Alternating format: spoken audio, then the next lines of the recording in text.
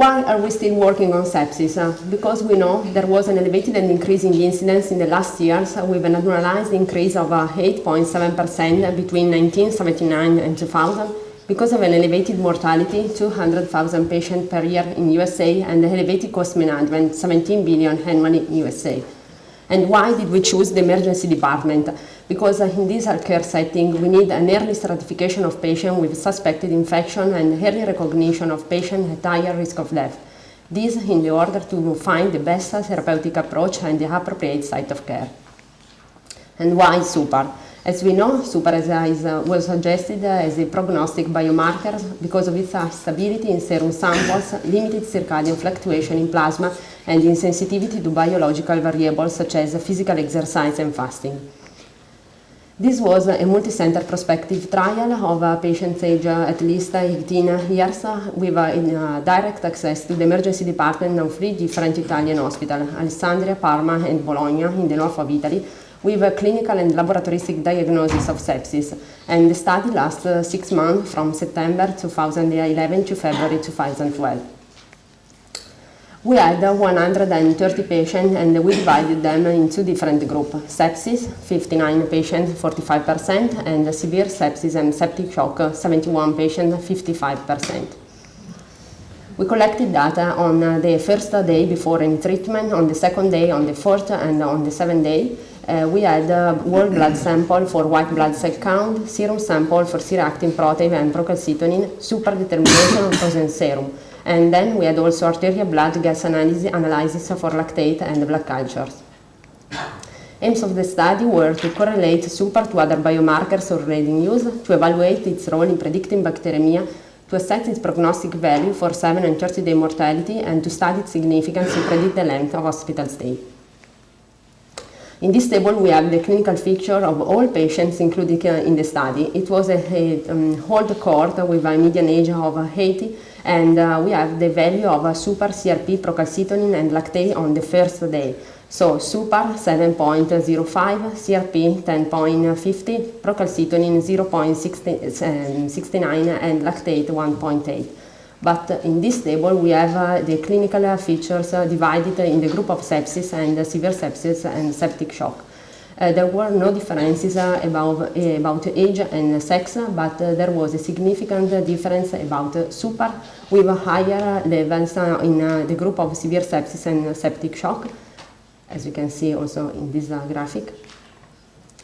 Higher levels of procalcitonin in the severe sepsis and septic shock group, and higher levels, significant higher levels also on lactate, while there were no differences about CRP. Then we tried to study also the suPAR KINETIC evaluation in the group with sepsis and in both 2 groups. And we have a significant decrease from the first day to the 7th day in both groups. In the group of sepsis, it decreased from a median of 6 to a median of 4.40, and in the other groups from 8.0 from to 6.05. Hemoculture were requested in 67 patients and 64 were positive. We had a higher rate of proven bacteremia in a group of severe sepsis and septic shock, as expected, and patients with positive hemoculture had a higher baseline of suPAR, procalcitonin, and lactate, but no of CRP. Then we tried to study mortality at 7 and 30 days. At 7 days, 12 patients died, and there was no significant difference between group 1 and group 2. The patient who died until the 7th day had a significant higher level of suPAR on the first day and also of lactate. While on the 30 days, 30 patients died, and in this case we had significant difference between sepsis group and severe sepsis and septic shock group. In this case, all the biomarkers we investigated were correlated with mortality, even if the higher significance was observed for suPAR. Here is the ROC curve for mortality at 30 days with the higher area under the curve for suPAR and then for lactate, CRP and procalcitonin. We did also a logistic regression analysis to investigate the mortality at 7 and 30 days again.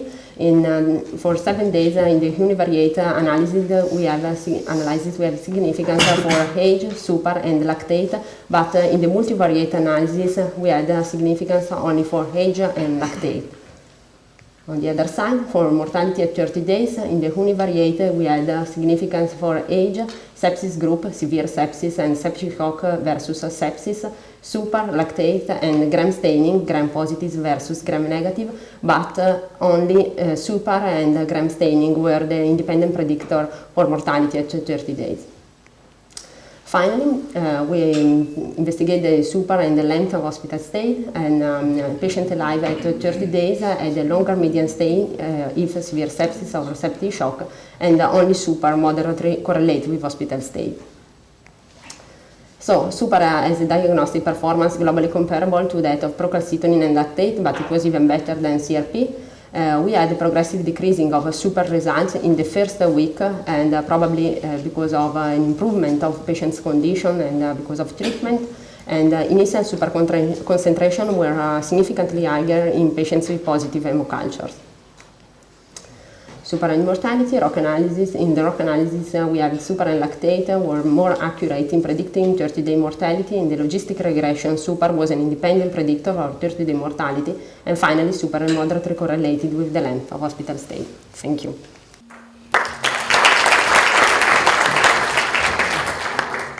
My first talk in English, so.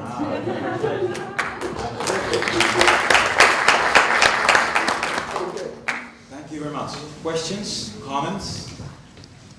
Just you're a clinician yourself? Do you work as a clinician? Yes, I am.